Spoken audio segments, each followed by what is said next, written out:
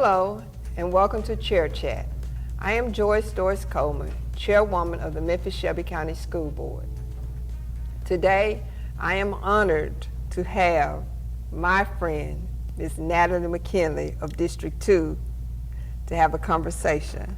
Well, thank you for the invite. Thank you for coming. I know your schedule is so busy, but thank you for taking out the time to come and Absolutely. talk with me for a little while. Oh, okay? absolutely. We're going to get right into it. We got a couple of questions and let you enjoy this weekend. Oh, I appreciate it.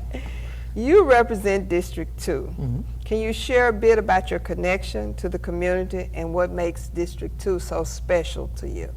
Yes, so I have lived in District 2 the entire time I've been in Memphis. I moved here in 2005 with my family, my husband and my 2 young sons at the time. And I have lived in that same home for 20 years. Oh, wow. Which is, I mean, that's gone by really fast. Doesn't it? Yes. And so I've lived in fact, I live, like, I can walk to the corner of my street and in my pajamas, I used to say, and see Valentine Elementary School. So that's how close, and that's how close and connected I've been in that particular community. I also, I spent 10 years in the school district. Yes. And so having a connection with the entire school district, and again, that connection while living in District 2 and staying there and stabilized and connected. Connected, yes. I also, when I left the district in 2017, I took the opportunity to start Whole Child Strategies, which is in Klondike and Smoky City. Now, at one point, that Smoky City and Klondike were a part of District 2, but when we redistrict, yeah. So I am living and working essentially in District 2. And so I'm not going anywhere. I'm staying there. I'm staying there. You're here. Yeah, my kids are out the house, and we're there. My husband and I, we're empty nesters, and we're staying in our nest right there. You have 2 people not people, 2 in the house with you. Yes. Well, I have 2 in the house with me. I have my husband and our dog. The dog. That's why I meant the dog. Yes, just one additional. Yes, yes. So we are there. Our boys grew up in the school system, first Legacy Memphis City Schools, and then Shelby County Schools, and now Memphis-Shelby County Schools. Yes. So I have a graduate from White Station High School, and I have a graduate from Crosstown High School. Okay. And so they are both, one is a college graduate, and the other one. Congratulations. Thank you. He's in his 3rd year at Howard. Does not time fly by? It flies by really fast. I remember them running around. Running around playing in the yard. Yes, playing in the yard and playing at 180 South Hollywood. When you were busy working exactly. I know how it is. I had the pleasure of bringing grandkids when I have to come. Exactly. You're going to sit here and listen today. Okay, what has been the most rewarding part of serving as a school board member so far? I think so far is the connection, the additional connection I've been able to make. I am in a district with about 20 schools. That's the traditional schools with about 8 or 9, maybe a little more charter schools that are in the district. And I have been able to make a connection with our immigrant population. Oh, wow. District 2 probably has the highest population of Hispanic youth and families, and also other immigrants as well. We have a huge growing population. I think I consider it a blessing that we have this. I grew up in Oakland, California, so I am accustomed to just, a melting pot. So this is great to see, and I've had an opportunity to interact with our Hispanic community. I've had an opportunity to interact with my principals and the teachers and some of the students, and it's been very, very rewarding. I'm learning a lot. I'm learning that we have some incredibly talented students when it comes to our to the arts and culture. The incredible, I guess everybody likes to say the Central High, the Melrose High, so the Craigmont High marching band, award-winning marching band. And I have to say that right on the cusp of them is Treadwell. Treadwell's middle school band. They cutting up. Yeah, so I mean, we have some incredible talent. And that's what I love about our district is you have the talent with the music. I mean, different districts, we all have something unique to bring to this, and that's why we fight so hard. Absolutely, I'm here for it. You know that. Yeah. This is about our youth. This is about making sure that we're doing everything we can to ensure that they have access, that they have that they get opportunities, that we set the playing field as level as we possibly can. We give them all the tool sets that they need and the skill set that they need so that they will be successful in whatever they decide to do. I feel like we are right on the cusp of getting that done. I'm really excited about our new leadership. I'm excited about the fact that we're embarking on an intentional journey to be transparent, to be inclusive, and I want to make sure that we continue that. I'm excited about some of the work we're going to do to be that way. We just had the board board committee meetings, and some of the policies we're talking about is a student board member representative. I know that there was a bill up in Nashville that was headed. I don't know where it is. I'm hoping that they passed it. But we don't need that. We don't need it. We don't need that. That would require us to have a student board member. So I think the board is, hey, we can't talk about, part of the work that I do outside of the school board is about bringing in the voice of those who are impacted to give us guidance around what they need and what they want in order to do what they want, right? I love hearing you say that. I can't tell you what I need if I don't know, or you don't listen to my voice. You can say all day, Joyce, you need water, but you don't know if I've had water or not. So that means something. Exactly, and I want to be able, action, I say it all the time, action speaks louder than words. Speaks a whole lot louder. So we're going to do it. We're doing it. And we're going to do it, holding each other accountable, but also requesting that our constituency hold us accountable, including our youth, right? Right. And so I'm super excited about starting to work.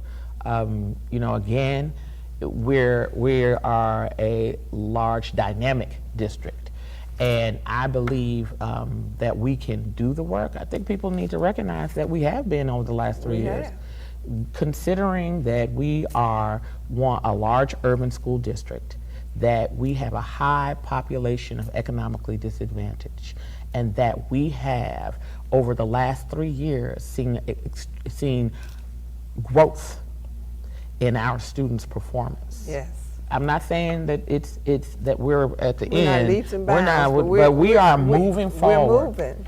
And we need to stop looking at people from a deficit and telling our youth that they're at a deficit. We need to applaud them for the work they have done, because ultimately this is about what's happening in the school buildings, right? This is about the school leadership, this is about the teachers, this is about the students, but ultimately it's about our families and the community. And in order to make that growth even more, we're going to need everybody. This is not anything we can do solely by ourselves. And it's okay. I'm one of those people. I'll tell you, I can't do it by myself. I can't either. No, and the 9 people up there on that board. We can't do it by ourselves. Correct. We can't do it individually or as a group by ourselves. Right. It takes us working together. The village takes the village. The village needs to come on so we can do what we have to do. Exactly.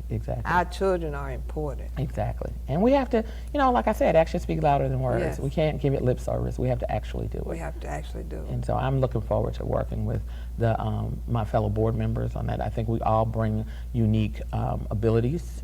I say it all the time to everybody, we all have superpowers, right? And we got to step into those superpowers. I might be dating myself when I say the Super Friends, maybe Justice League people.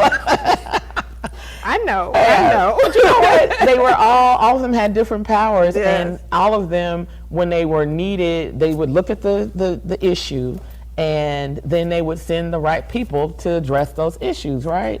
And if they needed the whole group, depending on what the deal was, the whole group would go and take care of it. So I want us to look at it that way, not only in terms of our board membership, but even when it takes these other entities. You know, we think about the county commission, we think about the city council, yeah. we think about the health department, we think about the transportation department, we think about all these other systems that have to come into play for us to get this work done. We cannot do it as an island. No, we cannot. Right. We cannot. And you heard my conversation earlier this week with a board member, because I told him, I said, each one of us brings something unique to the table. Yes. Each one of us has something unique. Yes.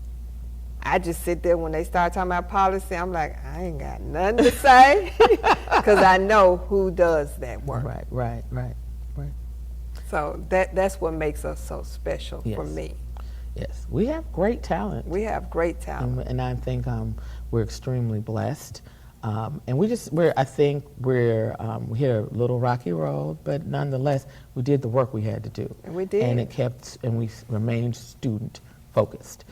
That is where I will be. Anything that will ensure that our students are getting what they need, I'm all about that. You know who they are, don't you? They're my what? They're my babies. They're your babies. They're my babies. They're your babies. They are that. They are that. They are that. Okay, what has been the most rewarding?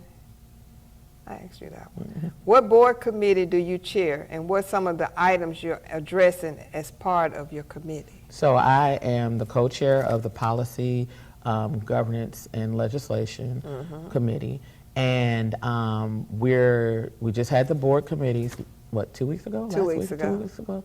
And we're going to do some pretty amazing work. We've decided that we're going to set up a policy calendar. We just got through with our biennial review, which is every 2 years. We're required by law to go through our entire policy manual. Right. And we did that work. We did that work. That was it was a lot of work, but we did that work, and we identified very specific policies that we want to look at, and we want to adjust, and we want to revise. We also thought about some additional policies that we want to, and then one of them I talked about earlier, which is the student representative. Yes. And I'm excited about figuring out how to even get that done, right? So that's one of them. The other one is about the board self-evaluation. Yes. Doing that work. You can't. I see it as, I don't see it as a gotcha. I see it as a continuous improvement. You can't get better if you don't know what you need to do. So, exactly. So we have to be honest with ourselves about that. We evaluate, or want everybody else to be evaluated. We need to be evaluated. Hold me accountable. Exactly. I'm excited about the work that we're going to do, because part of the work we were charged with in that committee was the governance planning, right? So we have, we're getting, I think procurement is working on our RFQ to bring someone in to pick a consultant to help us with our vision, with our goals, and core beliefs and values. I think the only way for us to understand our goals is that we're stepping into those goals with very clear core beliefs and values about how we get there and what it is we want to see. So I think that, again, most of us have never been board members, and most people aren't when they run. They run because they want to make a difference in this particular sector, right, in education. And so understanding that, we've got to take the time to figure out what is our governance framework. How do we build a student outcomes framework? And how do we build our vision and our goals around that allows our superintendent to then work with us to do a strategic plan, which would include his academic plan. And then, how do we then ensure that we're holding ourselves accountable as well. So I'm excited about that work. I'm also looking forward to us doing some board relationship work, because I call spade a spade. We got some repairing to do. Got some. And so we're gonna do that. Yes, we're gonna do that. I think we committed to that back in, was it February? February, yeah. We committed to that, so we're Yeah. going to do that as well. So I'm excited about that. You know, something that I did learn from TSBA, Tammy Grissom said, and I was listening in class, I was there, and she said, every time you have an election, you have a new board, and you need to understand that. Yeah. And having a new board, that even means for those who are still sitting on the board when the new ones come on, you're a new board. So we all need to go through the training Yes. again, because you have to adjust yourself to how other people work. Because when it all comes down to it, we are people, we are human beings. We're humans. And we're human. And we have to learn and we have different personalities. We react and respond. We're not cookie cut No, after we each are other. not. And we need to learn how to work with each other. And I think we understand that we have to do that in a professional capacity. And we're human. Again, I'm going to keep saying that we're human. Yeah. We're we not have to know infallible. we be able to disagree. Yeah, agree to disagree. Agree to disagree. Yeah, That's it. Yep, and we'll get. I think I always say this too. Multiple heads are better than one. Yes, ma'am. Yeah, you know me. I'm full of opinions. Doesn't mean they're right, but I am full of opinions. And I think again, as we put all this stuff on the table and we do this work together, we can get some good work done. We can continue the good work. Yes, that that's is it. That's been started. Yep. Okay, what are some of the most pressing needs or priorities you're hearing from families and schools in your district? I think some of the pressing needs are, the buildings. Yeah. And that's not only just our parents and students, it's our school leaders and our teachers. Again, I think I said it last night at the budget committee, our buildings, we're averaging 64 years old. One of the Right. buildings in my district will be 100 years old in about 9 years. That is unacceptable. Yeah. We're in the 21st century, and our students should not be sitting in buildings where they have to have pails on the side of the walls because the things will water, leak. yeah. That they're in rooms that don't have state-of-the-art smart boards. It might be something different. Yeah. And I hear safety. They want to make sure want there's safety, safety. yeah. Both the students and the parents, teachers and the school leaders. I hear about the mental health Yeah. issues, but more importantly, just they want to learn and they want it to make sense and they want it to be fun. And who said that learning had to be so Rigorous. Well, no.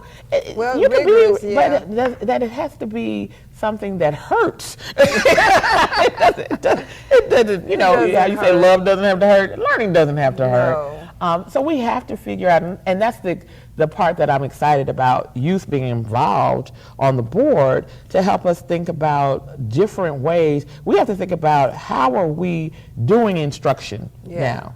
What does that look like for our 21st century? Yeah. What are we now in Generation Zers?